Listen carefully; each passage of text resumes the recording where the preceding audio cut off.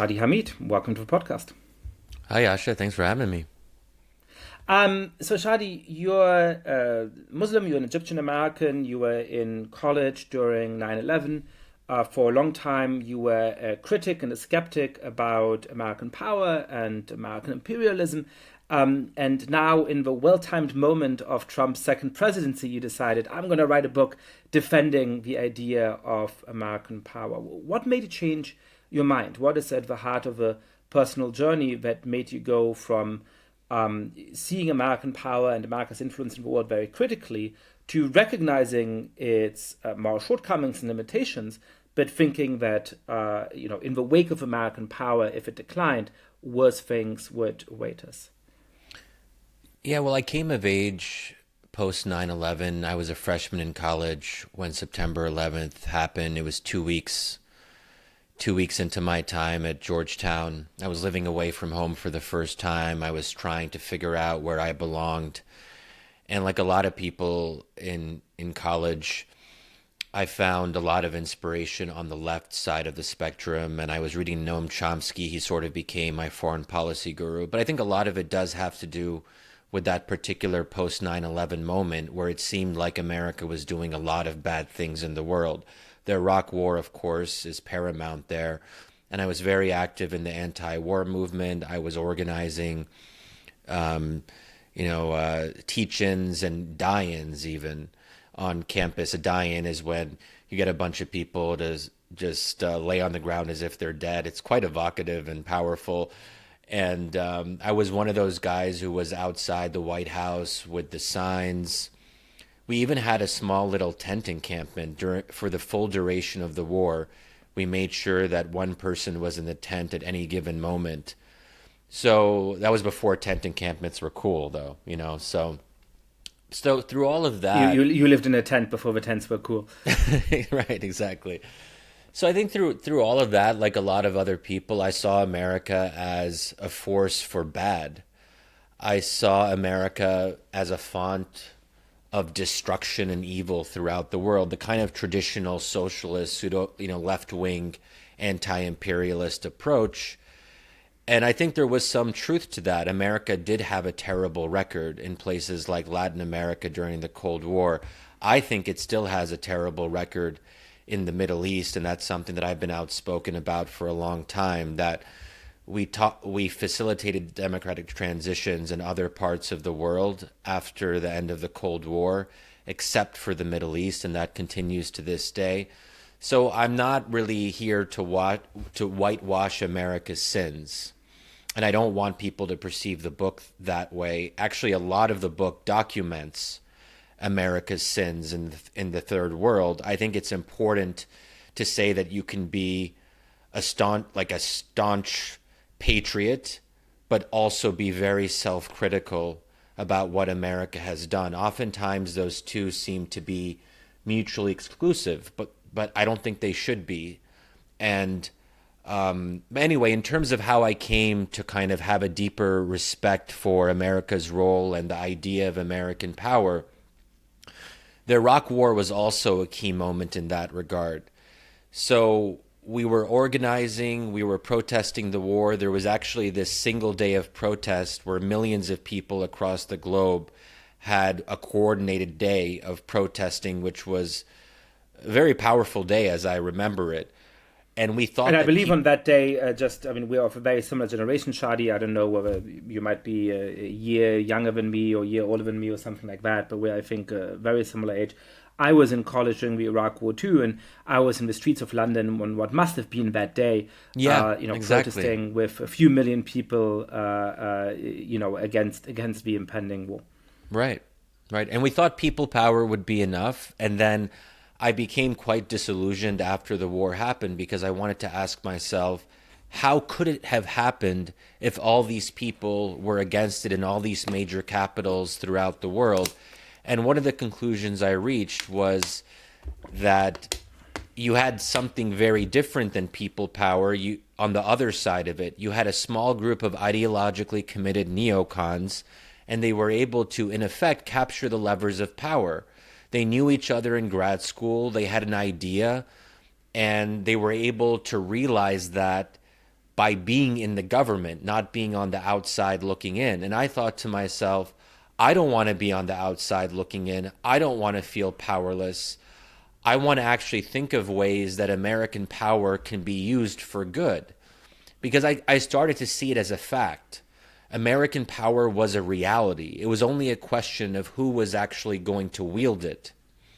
And I think that remains true to this day. There's nothing intrinsically bad about American power. It's really up to us to decide what America does in the world. We are still a democracy, however flawed. And that's the great thing about democracies. It's also the scary thing about democracies is we get the government we deserve, and we also get the foreign policy we deserve. So if we as Americans don't like our foreign policy, then presumably we can do something about it. So one of the interesting things here is just the relationship that the left has to power, or that we in general should have to power. It's sometimes hard to know whether when people dislike American power, it is because they dislike America or because they dislike power. And I think there's a little bit of a former, but a lot of it seems to me to be the latter. The reason why there's so many forms of anti-Americanism around the world is that America has been the most powerful country for the last century and more than that. And that obviously when you have a lot of power, you often end up doing things that are rather troubling. Now, I think there's a coherence to this. Journalists, for example, should in general be much more skeptical of people in power. I think one of the problems of contemporary journalists is that we've sometimes lost the instinct to ask tough questions of the quote-unquote good guys. And this is where journalism has sometimes gone wrong. And I think there's actually something proud in the left-wing tradition of just being generally mistrustful of power, of saying, if you have power, you probably are interested in keeping it. You probably are using it to extract rent. You're probably corrupted by the power you have in various ways, which is also a core liberal insight. So we're going to encounter you with a certain degree of skepticism. Now, you make the important point in the book that it would be a mistake, however, to think that in the absence of power, the world would be better. That it's easy to then jump to the conclusion that a world without power would somehow be better for human rights, or better for equality, or better for those in the world who are weak, and that we are going to need some kind of power. And that, I think, is the necessary premise for your conclusion, that if we have to have some kind of power, perhaps American power is better than the realistically available alternatives. So talk me through that argument. Why is it that you've grown comfortable with power, not in the sense that you hang out with the Trump confidants who are now colonizing the city in which you live, Washington, D.C., but in the sense that you think we need power, and so we better hope for it to be good power? Yeah, well, the first thing I'd say on your previous point is that it's not that the left is mistrustful of all power, because the left, parts of the left, I should say, were sympathetic to the Soviet Union during the Cold War. The Soviet Union was one of our two superpowers in the world. It was exerting its power near its own borders and quite far away, and doing so in ways that were very unapologetic. Yet we didn't always see the kind of backlash from people who were leftist or social democratic when it came to the Soviet Union's abuses. Again, I don't want to overgeneralize. I'm just talking about certain parts of the far left that are very indulgent of what other people do with their power, but there's something about America. And even we saw some of that. And this, by the way, this is a complete side note, but it's one of the things that frustrates me with the term democratic socialist, which I think actually has a very proud history. What it meant to be a democratic socialist in the days of dissent and the New York intellectuals and so on was to be on the left, to have a set of socialist economic commitments that I personally don't share, but that I think were honorable, and to be in the minority of the intellectual left, of those people who are not making excuses for Joseph Stalin, those people who are willing to see the corruption of Soviet power, and who took very courageous steps in proactively opposing those abuses of power, of standing up when the Soviet Union invaded Hungary and Budapest in 1956, when it invaded Czechoslovakia and Prague in 1968. And I think one of the things that irks me sometimes about the way that people nowadays talk about democratic socialism is when they sort of assume that those two terms naturally go together. But the democratic Yeah. is not a qualifier of socialism, but rather, well, of course, I'm democratic because I'm a socialist, and I'm a socialist because I'm a Democrat, and I get to call myself a democratic socialist, even if I'm shamefully silent about the dictatorship of Nicolas Maduro, in the kind of way in which the original democratic socialists certainly would not have been silent about Joseph Stalin, or figures like Maduro. Yeah, I mean that's been a key divide on the left for a long time. That's exactly right. But I think you see some of this divide too, even more recently when it comes to Russia's invasion of Ukraine. A significant part of the left that was a little bit too understanding of what Russia was doing, and kind of almost blaming the victim. That in some ways the Ukrainians had invited this against themselves. So I think there's a strain that's always going to be there that actually sees American power as the problem.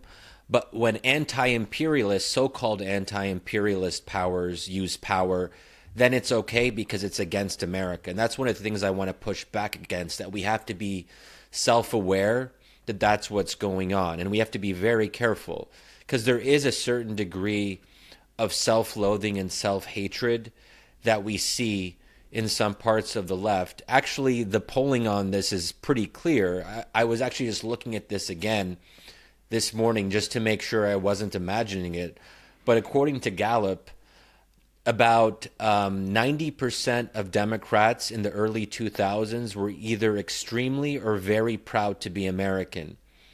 2025 comes along, and that number drops down to 36%. Only 36% of Democrats are extremely or very proud to be American. So it's not just a left-wing thing. It's a left-of-center problem that we are facing here in America, where we feel that we are, in some sense, bad. We are sort of tainted by a moral stain that can never go away.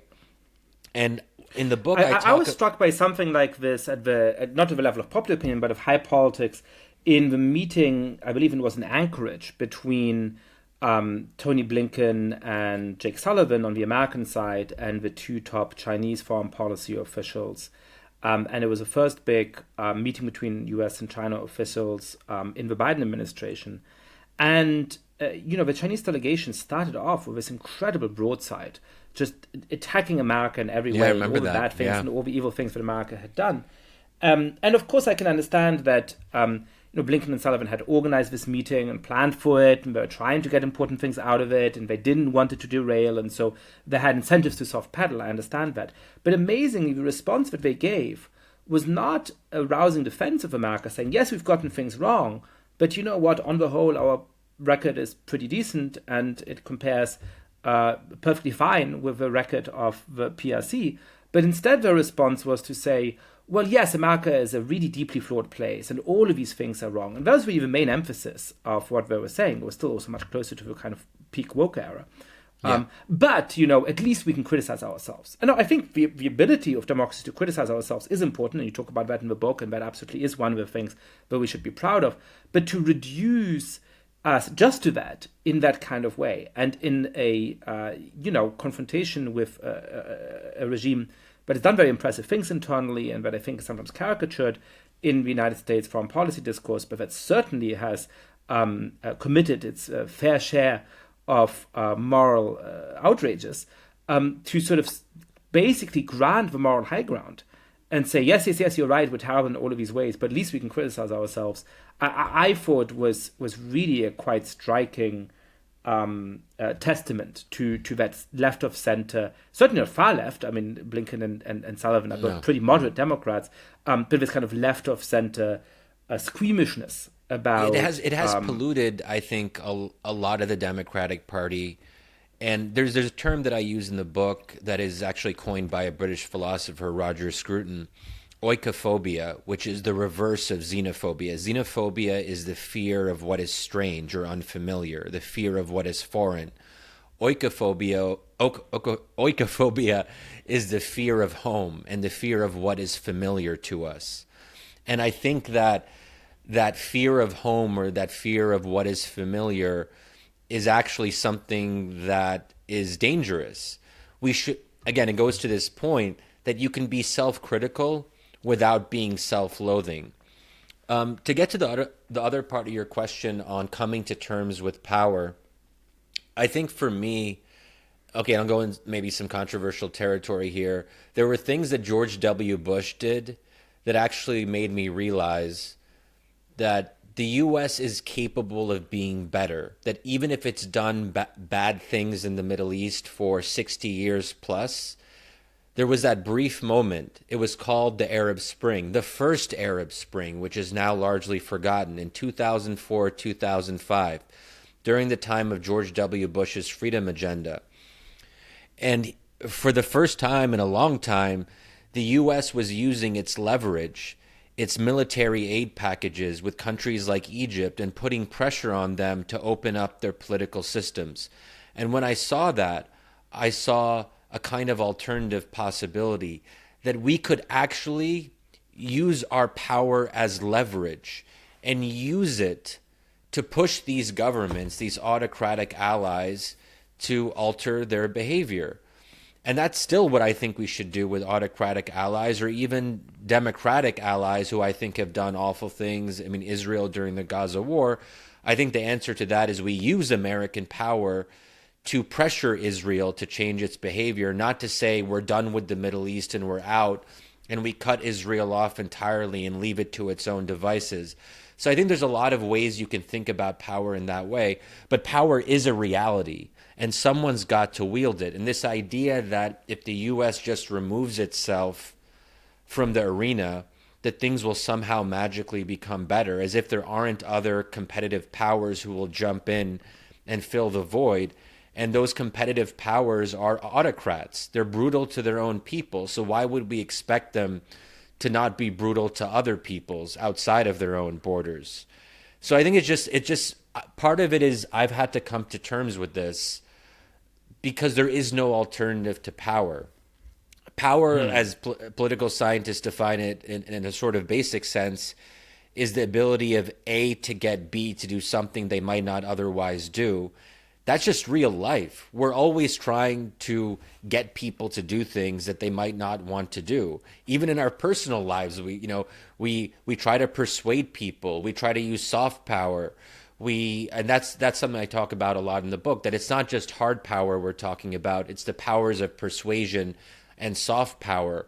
But that can only be effective if you have an example and if you're proud of what you're offering.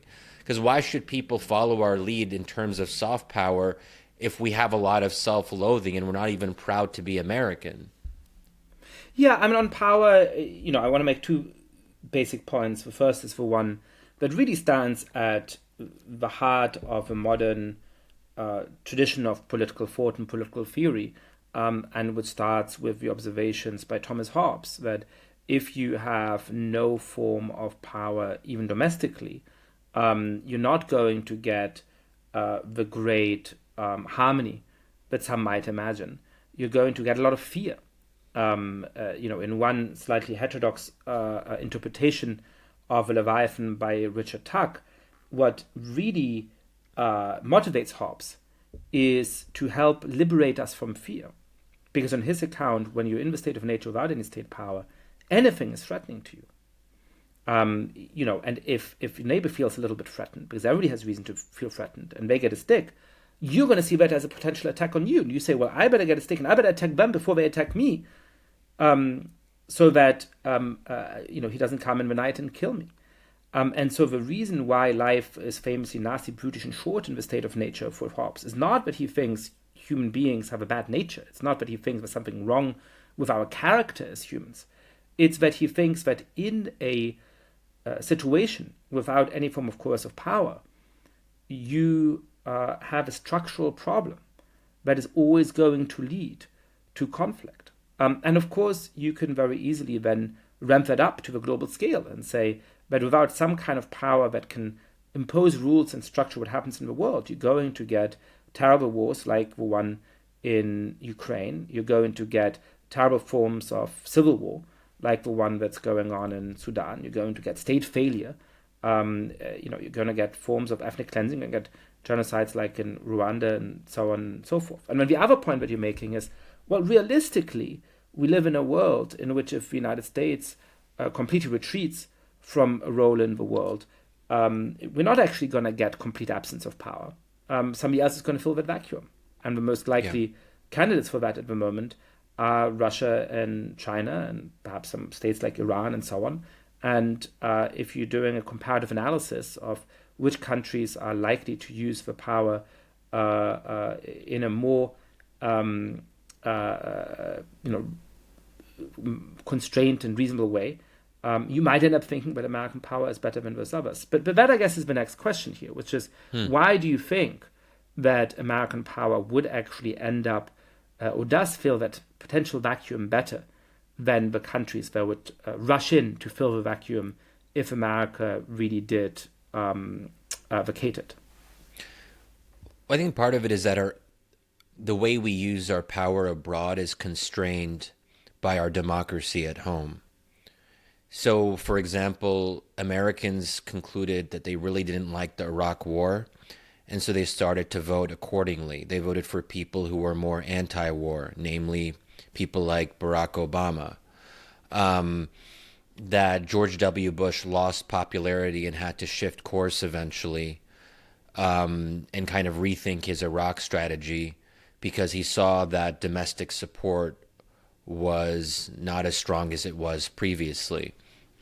So those are things that wouldn't be possible in China. If you're a Chinese citizen or a Russian citizen and you're really angry at what your country is doing, whether it's Taiwan or Russia and Ukraine, there are no levers that you have. There are no avenues of redress that you can use to persuade your leaders to change course.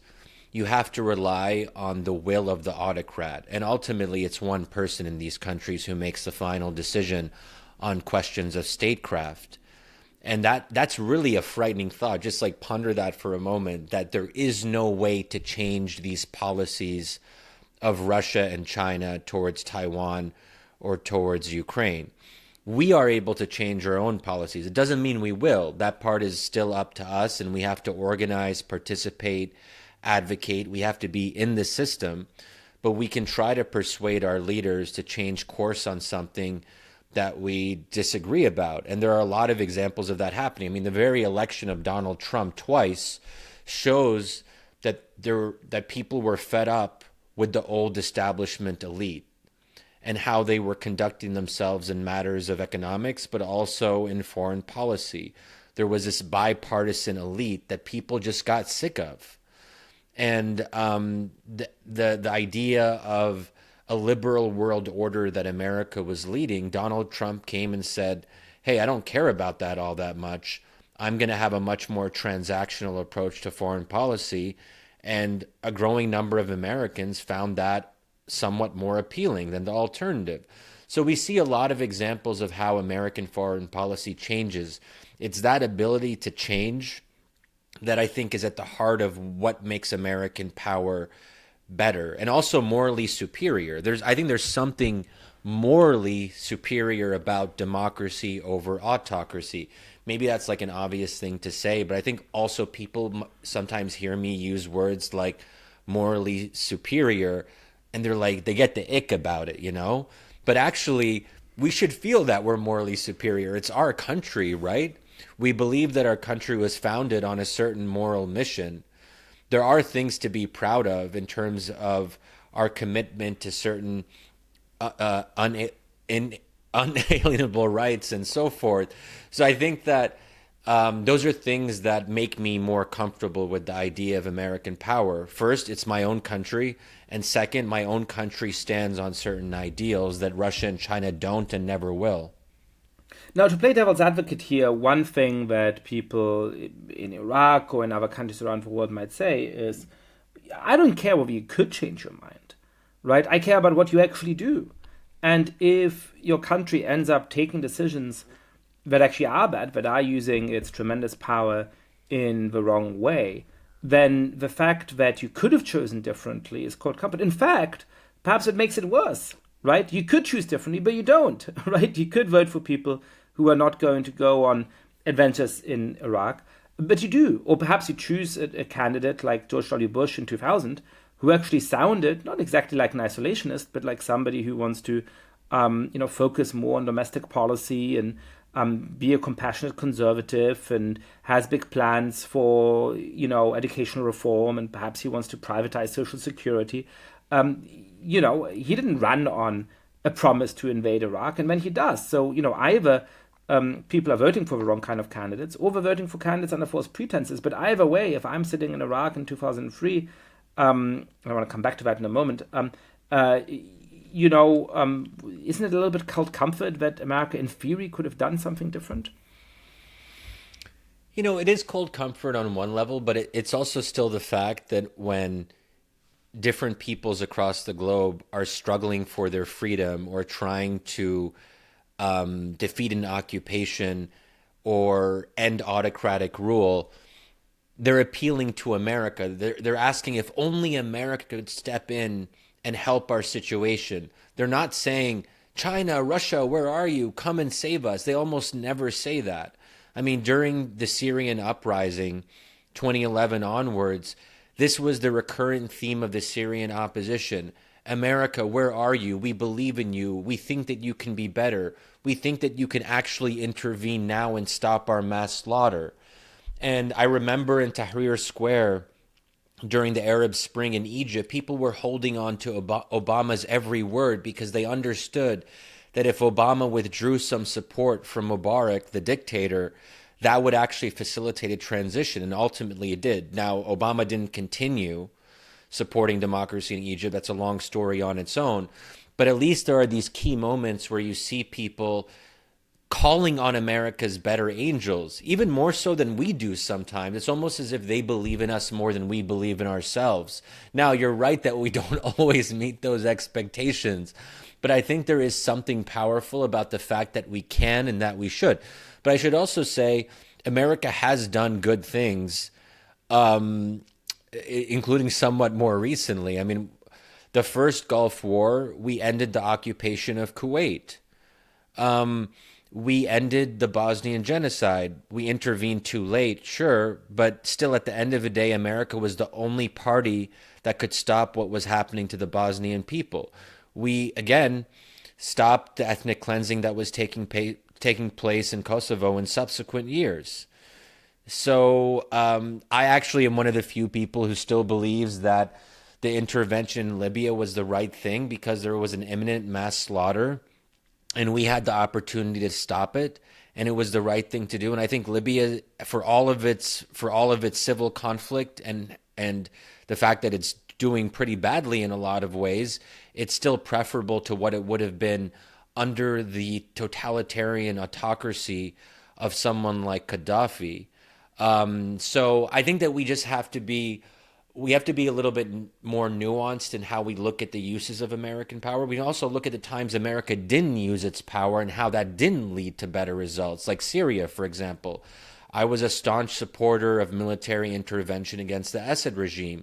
Obama did not intervene, and then we saw hundreds of thousands of people killed. Could it have been different if America had used its military force to stop the killing, or to actually or at least reduce the killing? So I think there are a lot of examples we can point to where it's not just we have to go back to World War II or something far back into history. America has done good things abroad, even somewhat more recently.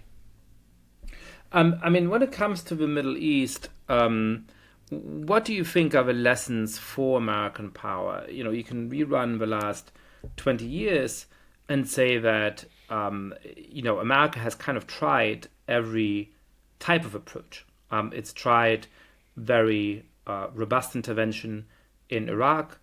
It has tried non-intervention in Syria. It has tried semi-intervention in Libya. While some of those conflicts ended up being less disastrous than others, the outcome wasn't particularly positive in any one of those three.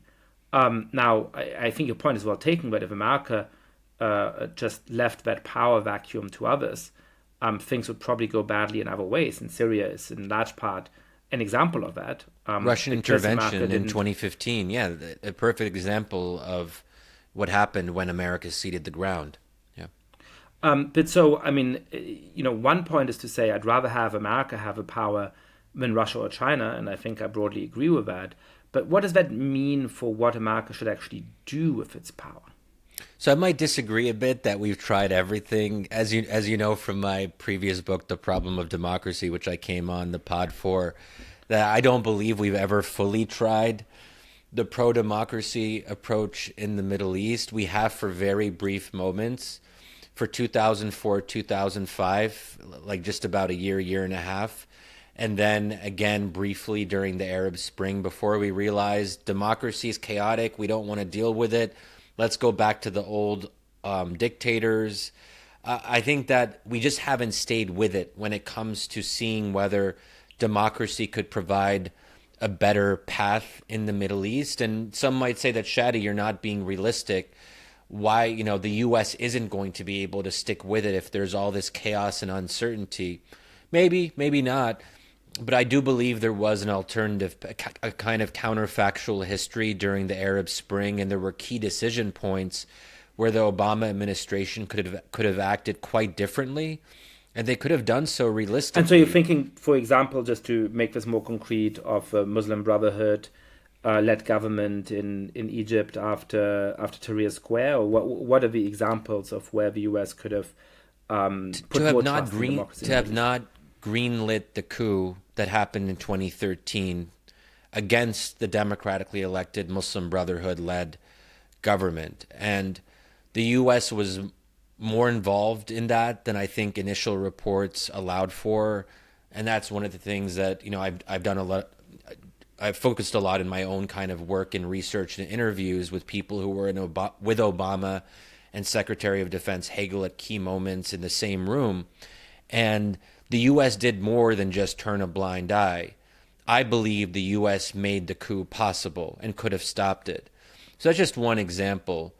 But we've consistently undermined democratization in the Middle East. In other cases, Jordan is another one that comes to mind. Algeria, we also didn't play a great role in the 1990s. But generally speaking, America has claimed to want democracy in the Middle East, but then we're like, if this is what democracy looks like in practice, then maybe we don't want it. But my argument has always been democracy is messy sometimes. This idea that we can get from democratization to perfect democracy overnight is a very unrealistic one. And we have to acknowledge that there are going to be, if you will, growing pains. But Americans get so impatient so quickly. And when something isn't working well, they're like, okay, well, let's just go back to the way that we were doing it before. But that hasn't worked either. The focus on these allied dictators and depending on them has led to instability for the last God knows how many decades. And at some point, I think we got to say, well, we've been trying that for most of the last 8 decades or so. And the Middle East is not exactly what we would call a font of stability and predictability. I think we can all agree the Middle East has been and still is a mess in any number of ways. So my argument is still, hey, we got to still try something else. We haven't tried the democracy option fully. It's risky, yes, but you got to take risks sometimes if you want to put forward a bold policy. My hunch is that there's going to be 2 types of critics of this book. One we've talked about explicitly and implicitly so far, which is left-wing critics, progressive critics who say, are you out of your mind? Look at what America has done around the world. How can you possibly want to preserve or enlarge American power? American power is dangerous and evil in all of these kinds of ways. Another kind of critic might be a more hard-nosed sort of IR, international relations scholar type, or perhaps it can even be a right-of-center critic that says, well, this all sounds very nice and well, but in reality, American power is declining, and America is on the down and down, and it's China that is on the up and up. And so, while this is a nice kind of lament for how good American power was around the world and how sad it will be when it's gone, that seems like an inevitable conclusion. That's just the way that things are going. I know that you're skeptical of that argument, that you think that actually we have overstated the extent of American decline and perhaps overstated the extent of China's rise. Explain why you think that. Yeah, for sure. So there's a whole chapter that I have that's titled Decline, because I really wanted to get in this question of how Americans view their own decline. And, what I found, and it won't be a surprise to a lot of people, I think we have an intuitive sense that every generation is obsessed with decline. And you find this really from the end of World War II onwards, that each generation has this new story of American weakness, that we're being eclipsed by the Soviet Union, that communism is the new future, that America is entering this kind of deep malaise. And so, if we were living in the 70s, we'd probably be having a somewhat similar conversation where you'd be asking me like, hey, isn't it too late for America? Like, look how post-Vietnam, look how badly we're doing. We're on the decline. Others are on the rise. So I think that we have to be very careful about that bias that we have to see the worst in our own experience. And this goes back to the idea of a kind of self-loathing, if you will. Sometimes it's we're self-critical. It's a great thing about us. But I don't think it's as popular in other countries where people are just like sitting around. I was just saying smoke-filled rooms, but it's not like that anymore. But they're like sitting around in these salons and they're talking about how lousy their own country is. I just think it's a little bit of a weird American thing, or European thing. A lot of Europeans do that as well. Don't get me wrong. So I think that, being aware of that history of the idea of decline is helpful, because then we can kind of take a step back and be like, okay, this isn't new. Some people might say, well, this time is different. But then it's sort of like, how do we know this time is different, right? I mean, and I think that China's rise has been wildly overstated.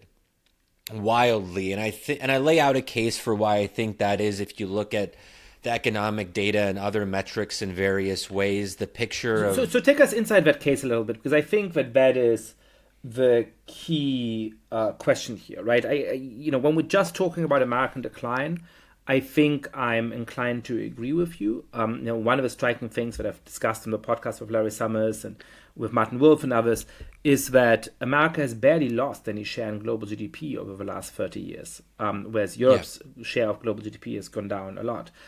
When you look at a lot of the technologies of the future, there is real competition, I think, from China, but artificial intelligence is very, very strong in the United States. The American stock market still makes up something like 60 or even 65% of world stock market capitalization. I mean, the strength of the American economy is really astonishing. And despite all of the understandable complaints about inequality in America and the stagnation of living standards for especially the non-college educated lower middle class, America is still a vastly affluent place. I mean, I feel the difference in affluence between America and Europe very strongly when I'm in one of these two places now. And certainly the idea that the life of the average Chinese person is somehow superior in material terms to that of the average American person is absurd. So I agree with you that there's a lot of complaining and foretelling of American decline, which may turn out to be true, but certainly is not true yet. Now, at the same time, I've been spending some time in China and trying to understand the country better. I have written a series of articles on my Substack about China's weaknesses, which I think are very real, but also China's strengths. And it is just astonishing how superior they are to America in terms of their ability to build infrastructure, to build high-speed trains and highways and so on, to bring online an incredible amount of electricity, which, by the way, is going to be very key to the AI arms race. The way in which, yes, they're probably a little bit weaker on GPT-style artificial intelligence. DeepSeek, while impressive, is behind OpenAI. And by the way, it's probably behind Anthropic, and it's probably behind XAI. But they're very strong on embodied AI. They're very strong on robotics. They're very strong on drones. Yeah.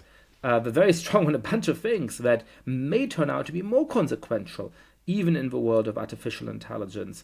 I was at a conference about AI at Harvard in September, and they're all people much more expert in AI than I was. I'm not quite sure how I ended up in that interesting gathering. And when the audience was asked, do you think that the US is ahead on AI, or do you think that China is ahead on AI? It was roughly evenly split, and I think a few more hands went up for saying that China is ahead on AI. So these are American tech people saying this, which is pretty striking. And of all of the doomers in America, I don't think that the people who are deeply involved with developing artificial intelligence are the most doomerist of them all. So, so tell me your argument about why you think that China does not look like it's about to rival or perhaps eclipse American power. Yeah, so first thing I just want to emphasize is just how massively well the U.S. has done economically. I mean, you touched on it, but to actually look at the numbers, we were at around 14 trillion GDP around the time of the Great Recession. We've doubled, almost doubled since then. We're at around 28 to 30 trillion now, depending on exactly how you measure. And that's just a remarkable thing where Europe has stayed kind of stagnant around that 14 to 15 trillion number. The US doubled its economy. It's kind of nuts. And I just think that Americans don't know these basic things about their own country. On China, one of the main cases I look at is how China dealt with COVID. And this is maybe the obvious case, but I think it's also the most important one because it shows what happens when the leader, the one leader, Xi Jinping, actually had this kind of obsessive view of what fighting COVID would look like. And as a result, China's economy ground to a halt because there was no way to change the view of the one leader. There was no way to have other inputs into the system that would challenge his ultimate decision-making role in that regard. And it was something that was so tied to his personality and even his cult of personality that to kind of go back on the COVID policies would almost be a rebuke of President Xi. So I think that was an example of where we saw how China could not easily self-correct. But I think you're certainly right that China's strengths are really also obvious, that China can build things really quickly. And, you know, I remember those like memes where you would have like a kind of a very fast like stop motion kind of thing showing how China was able to build a hospital in like, I don't know, like 7 days or something, these kind of insta hospitals that came up during COVID. And that's the thing. I'm not trying to pretend that autocracies are bad on everything. They're better on some things. They are able to build better and easier and quicker. Because why? They don't have to deal with a parliament. They don't have to deal with parties that have another view. There is no opposition. When you don't have an opposition, you can just decide what the policy is and then implement it, right? So that can seem really appealing, but we also have to look at how that's dangerous. Because if there are no kind of speed bumps to what you can do, then you're always depending on the wisdom of the leader. If the leader is wise and making the right choices, then you're in a good position and you can kind of ride it out with the leader. But what we know about human beings, individuals, is that they all have flaws and they all lose their way and they all make mistakes. And the problem with these autocratic regimes is when they make mistakes, you're kind of effed. You know, yeah, I don't want to use a bad word, but you are kind of effed on that. You can use whatever word you like on my podcast. Yeah.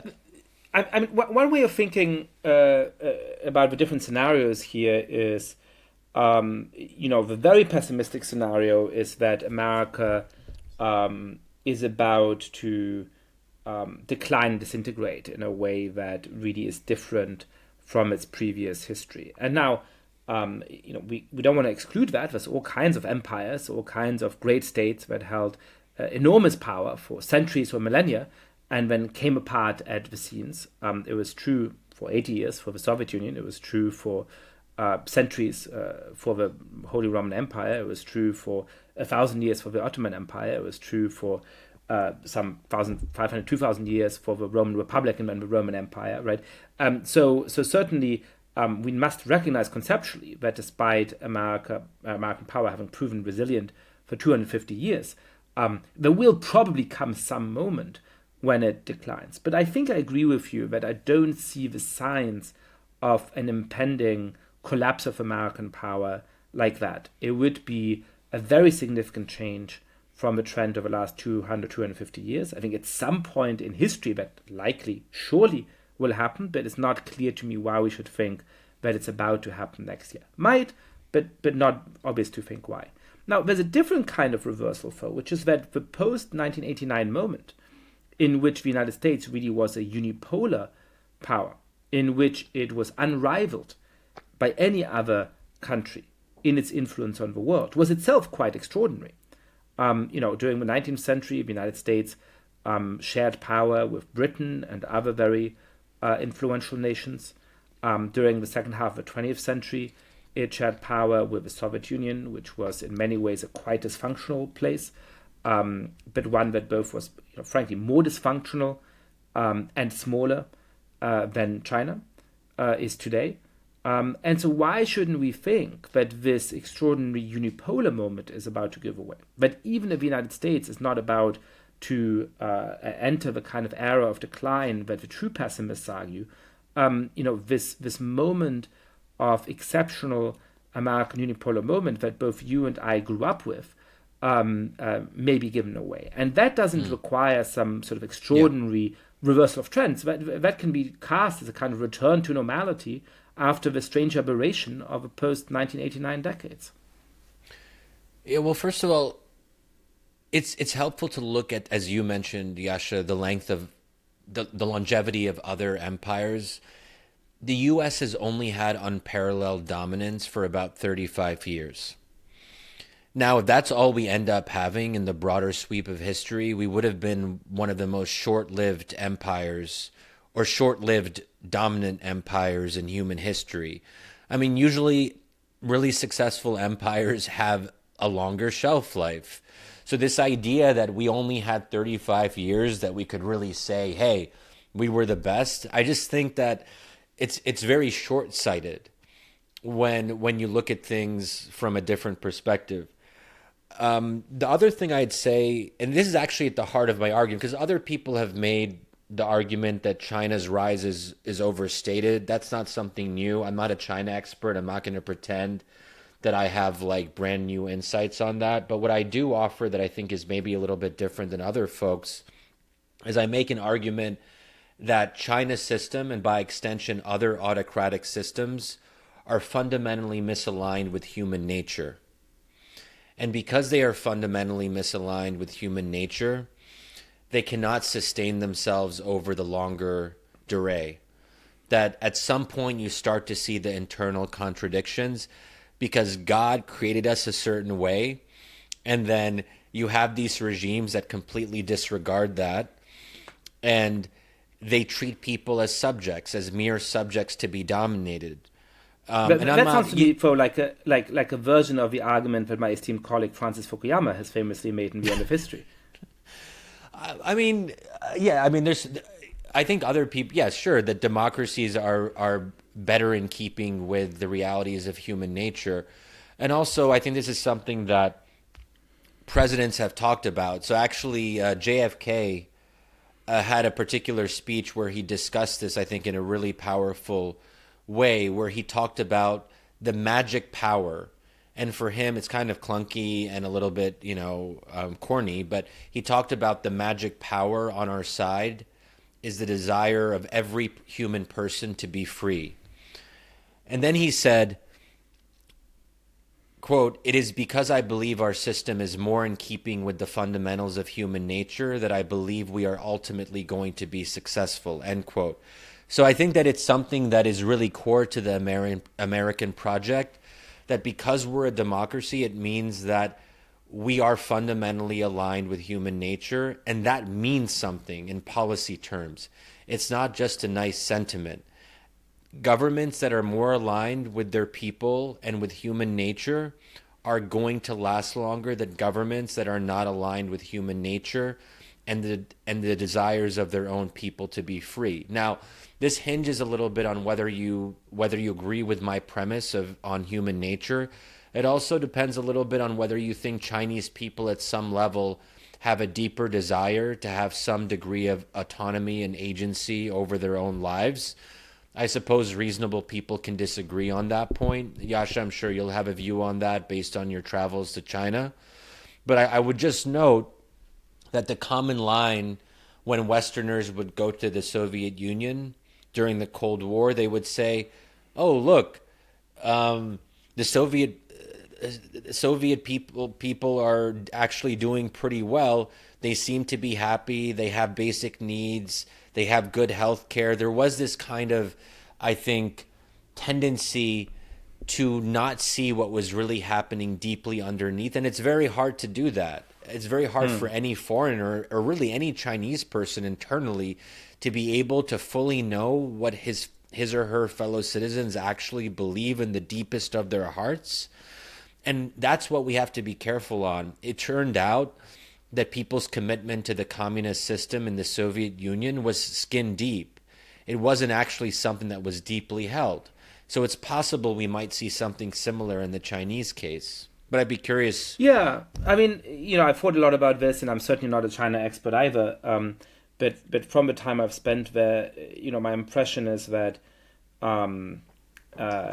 this is clearly the best period in Chinese history in a very long time, and that's given just by the fact that the last 5 centuries of Chinese history have by and large sucked. You had a declining Ming dynasty, and then you had a brief period in the Qing dynasty where things looked up and things got a little bit more organized. When you had a very long decline of the Qing dynasty, and when you had the incredibly chaotic Chinese Republic, which was basically a series of warlords fighting it out against each other, and then you had the disaster of early communist rule with a great leap forward and the Cultural Revolution and so on.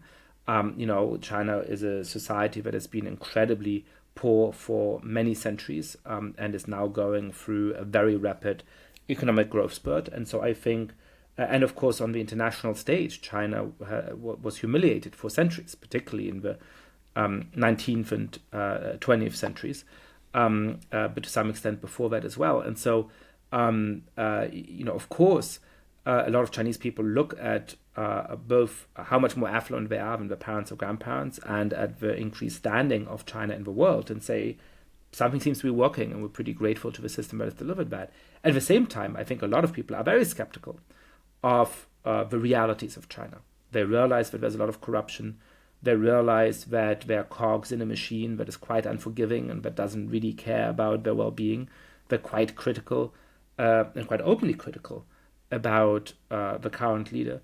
There's certainly not a deep love of the system. And if it stopped delivering for them, I think that they could, within the constraints of a dictatorial system, become quite vocal about that. More broadly, I think that life has clearly become better for people in China, as it tends to for people who are going through that economic growth spurt, as it did under the South Korean dictatorship and then the South Korean democracy, as it did in Taiwan, when the country emerged out of its deepest poverty, as it is to a lesser extent in India, which is far behind China, but where there's also some positive economic developments. Well, you said something very important, Yascha. You said if it stops delivering.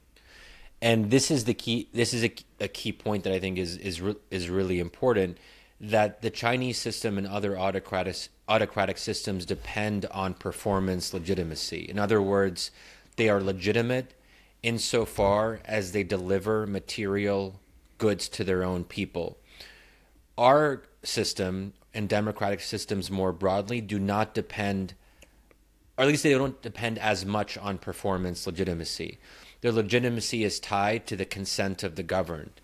There's a deeper legitimacy there. So even if our government isn't building things or delivering a lot of material progress that we can see on the streets in a kind of tangible way, it doesn't mean the whole system is going to fall apart, because the system is based on a deeper set of contracts and understanding between rulers and those who are ruled. So I think that's also a very strong advantage that we have, is that we're not falling into what might be called the affluence trap that countries like China might fall into. When you start becoming more affluent and more successful, people's expectations rise. They always want you to be delivering. And can you always be delivering at the same level? Sooner or later, with an economic growth spurt, it starts to plateau and level off or even decline slightly. What happens then? And there are already signs that some of that might already be happening. So I think that's the real challenge for a government like China's. I think that's right about non-democracies. I'm not sure I fully agree about democracies, which is to say, but I think that's just a general thing where, when you've gone through that very rapid growth spurt, that is a phase where populations are relatively grateful and loyal because they look at their lives and their lives are just a lot better than that of their parents or grandparents. I mean, if you go from being a very poor country to being a middle-income country, as China has at impressive speed and at impressive scale, people for a few decades are going to say, all right, we have some amount of gratitude for that. But how long is that going to last? I think you're absolutely right that it may not. Now, I think there is a question in democracies for how long we can sustain loyalty to the political system once we have gone through that phase, once that phase goes into living memory and then falls out of living memory. Once we might, really have 80%, 90% of the electorate who within their own lifetimes don't feel like their lives perhaps have improved in various ways, but have transformed in a fundamental way to the better. And I was slightly joking earlier that you sounded like Frank. I think in some ways you did sound like Frank. And I have an article engaging with the end of history, which is a much more subtle, much more interesting text than many people who just know the title of it or who perhaps read it 30 years ago acknowledge, in which I argue that he may be right about the inability of systems that aren't liberal democracies to solve the internal contradictions. I don't think that China has figured out how to solve all the internal contradictions of that regime. But where perhaps he was too optimistic was in his assumption that democracies are going to reliably prove capable of solving their own internal contradictions. And perhaps this is the moment in the conversation where we should turn to one of the ghosts hovering over this, which is Donald Trump. I mean, isn't Donald Trump a sign, whatever you make of him, however you interpret whether he turns out to be a hinge moment in American history that perhaps is the beginning and the end of a republic, or he's just a kind of weird figure that's going to enter American history books as a very odd aberration. But the one thing he surely is a sign that the American Republic, has been pretty bad at resolving its internal contradictions over the course of the last decades. And that is one of the reasons why somebody like Trump was able to be elected to the White House not just once, but twice. I would interpret it a little bit differently, that in some ways Trump's election shows that democracy does precisely what it's supposed to do. That people, again, as I sort of mentioned earlier, they became disillusioned with the status quo. They felt that a bipartisan elite had failed on key questions, on immigration, on economics, on foreign policy. And they said, we're okay with trying something radically different, or something that seems radically different. That's what democracy is supposed to offer us, a chance at something different and new. Now, we might not like what is different and new. I don't like it. I find this very frightening. I did not vote for Donald Trump, and I find this to be the most frightening time to be an American, more so than the post 9/11 period. And if you had talked to me 6 years ago, I would have said post 9/11 under George W. Bush was still the worst of my lifetime. But now I'm willing to say 2025 is the worst of my lifetime. That said, wait till we get to 2032. Yeah, each year worse than the last. So, but this is what Americans wanted, and they had reasons to want it. So part of my argument depends on a premise that people have legitimate grievances in the current system, and that Donald Trump was an expression of that. So if we look at it from that perspective, maybe this is the correction that our system needed, a kind of reminder, a kind of jolt. Now, we won't know if that's the case until maybe 4 or 8 years from now, and by then it might be too late, and then people can say, Shadi, you were 100% wrong. And if I am wrong, I'm willing to kind of take the L. Granted, people probably won't be focusing on what I said because we'll become a dictatorship and they'll have other things to worry about. So I'm not too concerned with my own reputation. But, I'm just to say that I'm much more optimistic about America's long-term chances. Again, in the moment, it seems really depressing for a lot of us. And we can't think outside of our moment. It feels like every moment will be like 2025 and we'll never get back to the way things were. But ultimately, that's up to us. It's up to the opposition party to persuade fellow Americans that the Democratic Party is the better option in 2028. If they can't do that, then we deserve to lose again. That's how democracy works. And this is where I think the question of how we persuade, it goes back to this question of how do you get Americans to support something they would otherwise not support? People don't like the Democratic Party. The Democratic Party is weak and feckless and uninspiring. This is where persuasion comes in. I don't know if it'll work out, but that at least gives me some hope, right? It should give all of us hope that we're still in the game. There will still be competitive elections in 2028. I don't care what Gavin Newsom says. I see no evidence that we'll have become an autocracy by then. So there's a big question about Trump, which is about whether this is the end of the American Republic, whether there's still going to be competitive election in 2028, whether even if there weren't to be competitive elections in 2028, there'll be the end of American democracy, or more akin to something like Indira Gandhi's emergency in India, a period of non-democratic rule that might then be followed by democratic rule. There's all of those kinds of questions. There's also a more straightforward question about Trump and American power, which is simply, if a lot of the reason why you think American power is superior to other forms of political power, then if Trump is using American power in these deeply personalistic ways, based on a bunch of his foreign policy impulses, perhaps to some extent based on material self-interest, based on what deals he cuts with what kind of dictator, based on the idea that America should use its sphere of influence to its own benefit in a very ruthless way, which is where these strange demands about Greenland and Panama and so on come from,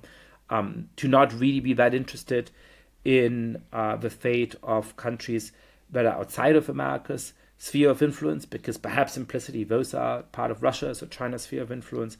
How much can we rely on American power actually being superior to the alternative? Isn't Trump an example, even if he ends up not really taking over the political system, even if we still have democratic elections in 2028, and even if they lead to whichever Democrat winning the presidency at that point, that some of the constraints that democracy should put on the presidency actually don't exist in reality. That in the end, we have a temporary elected dictator or king who is able to make foreign policy decisions with very little input by Congress, very little attention to the views of the majority of the public. And so perhaps some of those democratic constraints in foreign policy during Trump, but also during other presidencies, don't turn out to be as effective as cleaning, as moderating as we would want them to be. Well, there are different sources of constraint. I mean, Trump is constrained also by his own base and what MAGA expects of him in terms of not being too interventionist. Now, he's gone against them in a lot of ways, including on Iran. But there is also a sense that he's put pressure on Netanyahu to end the war in Gaza in a way that Biden was not willing to. And that shows a kind of, I think, responsiveness to where the American people are. But ultimately, I think my argument hinges on whether we consider America a democracy today. There are all these authoritarian tendencies that Trump has, the personalistic aspects of his presidency, but none of that changes the fact that we still are a democracy. And I think that as long as we're a democracy, my argument holds. Once we stop being a democracy, and then people can say, well, Shadi, when would you consider, like, then we get in that whole conversation about when would I actually consider that we had stopped becoming a democracy, and then people can disagree on that too. But once we stop becoming a democracy, then I don't think we would be morally superior. Then I think we would have to really question whether the nature of American power is the same, or whether we've gone into a new era where American power is tinged with something even more darker. And I don't know what exactly that will look like. And I guess I am pretty steadfast in my faith that that will not happen.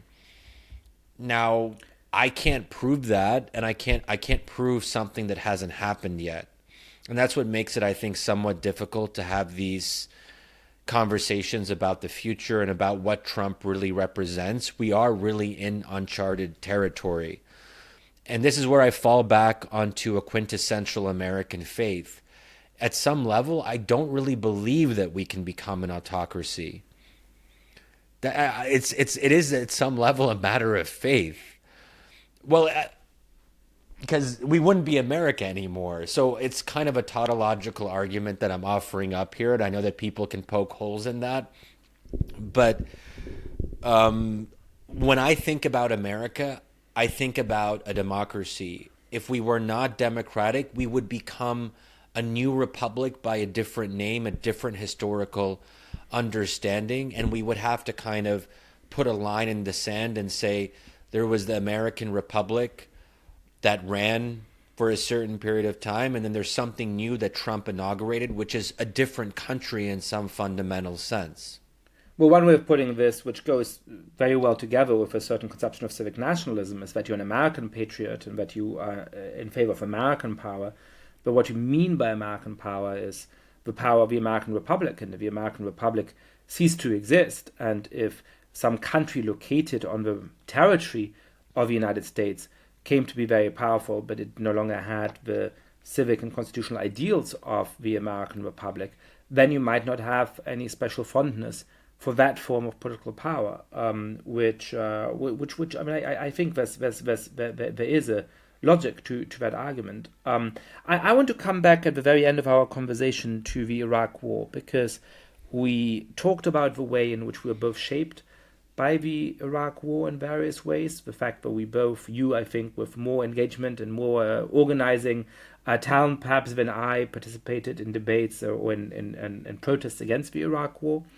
I myself have slightly mixed feelings about the attitudes I had at the time, which is to say that I think I was right on the merits. The Iraq War was a bad mistake, and I think it was a very consequential mistake. I think a lot of things would have gone better for the last 25 years if we had not ended up in that quagmire.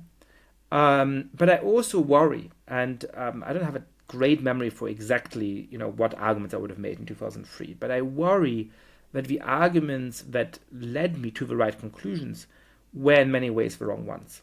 That at the time I probably thought, it's all about the oil, man, and this is just the American empire trying to expand. That the arguments I would have made would have been very simplistic, but we would not have taken seriously the clear moral evil of Saddam Hussein and the suffering of people in Iraq. But I would not have taken seriously the argument that if it were true that we could have imposed a flourishing democracy on Iraq with a relatively short-lived military intervention, which I'm sure would have led to some tragic deaths, but kept those limited, as initially the deaths in the Iraq campaign were quite limited, then there surely would have been a compelling moral argument for doing this. And I think in retrospect, I think, yes, absolutely. If the operation had gone more or less like Dick Cheney and Donald Rumsfeld and so on imagined it would absolutely have been justifiable. The problem was that for foreseeable reasons, that I don't know if I foresaw, I think a lot of people didn't foresee, but some people did foresee, it was always likely and liable to turn into a disaster. And that's the reason why it was bad. That's the reason why it was wrong. So I'm just curious to hear, with your changed opinion about American power, how you feel about the Iraq War in retrospect. Whether you also think that, well, presumably you continue to think that it was a mistake, as I do. The reasons that 19-year-old Shadi would have given for why the Iraq War was a bad idea were in some ways wrong. Yeah, well, I was really smart back then. Look, I think that it's not just to this day. I think it's not just a mistake. I think it was worse than a mistake. But if it's a fascinating counterfactual, if we could have imposed a successful democracy, then I think my opinion would be different today. But I think that it's very hard to militarily impose democracies. And I think that we should not topple regimes unless there is imminent cause to do so.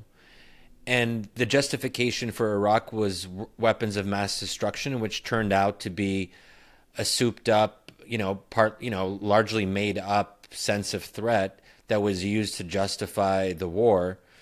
And we know that now. But if there was, at that time, if the Iraqi regime was committing a genocide in broad daylight and there were mass killings, I would have supported a limited intervention similar to what we did in Libya or similar to what we could have done in Syria but didn't. So for me, the real question is a mass slaughter taking place, and do we have the ability to stop it or reduce the killing?